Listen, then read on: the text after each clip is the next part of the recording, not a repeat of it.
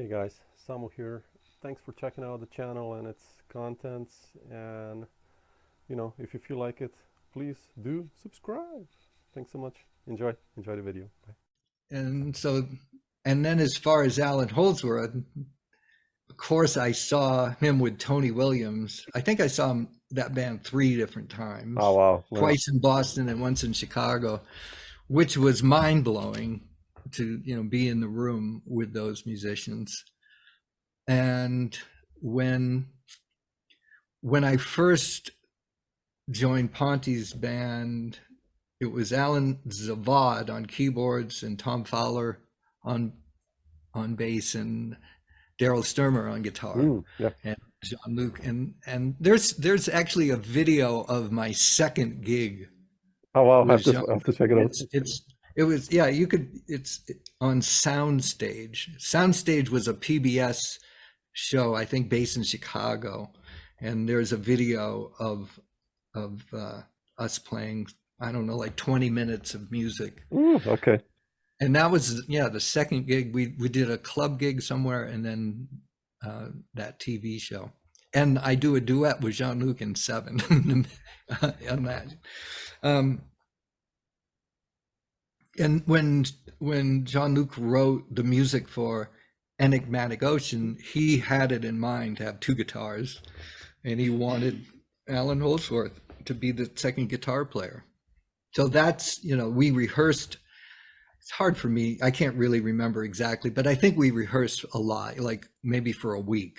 Wow. Yeah. And Ponty, he didn't have demos or anything. He had charts, and he had like a chart lead sheet for me. So when we rehearsed, there was nothing to go on except for our creativity. So he'd give us the chart, but then we came up with our parts, and I, came up with the drum parts for that album just as one would in a big band.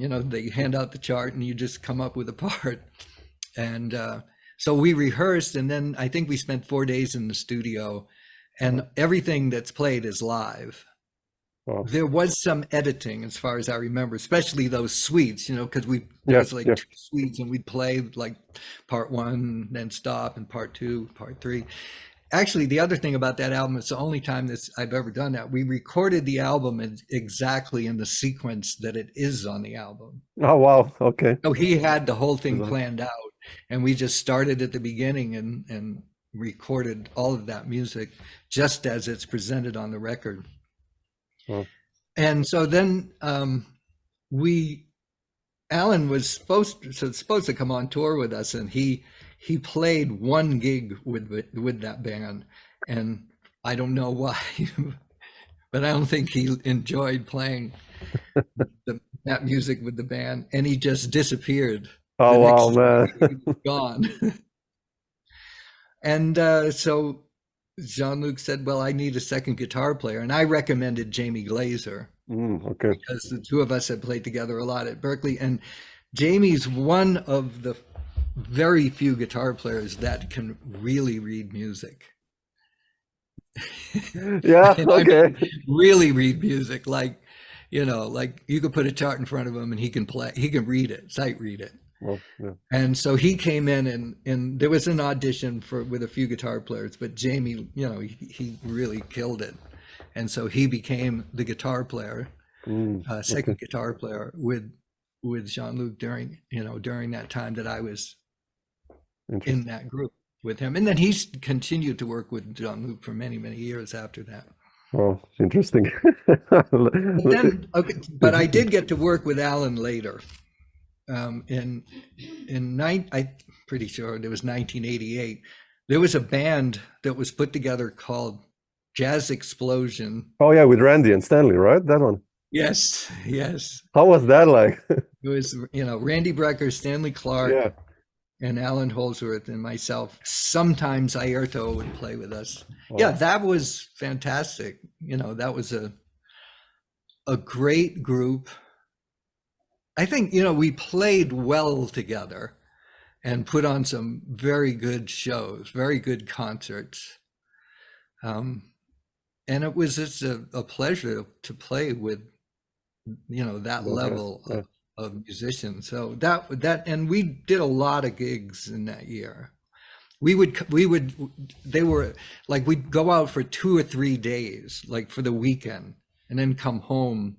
Oh, And then we'd meet at wherever, the next set of gigs were. So it's a pretty great situation. And out of that, I ended up working quite a bit with Randy Brecker after that. yeah. Because Randy, both Allan and Randy asked me to go on tour with them. But I was more inclined to play with Randy than Allan. Interesting. And yeah, I think it's like, I really enjoy playing straight ahead. I like playing Fusion is kind of, yeah. And I like that. But like, it was in like, in Allan's group, it's very much like fusion, Yeah. very kind of free fusion. Whereas with Randy, he had just done an album called In the Idiom with Al Foster on drums. Yep. And, it was more straight ahead, and it was, in that way, more what I was interested in. So, and then since I've continued to play with Randy, even into the last couple of years, I've played with him.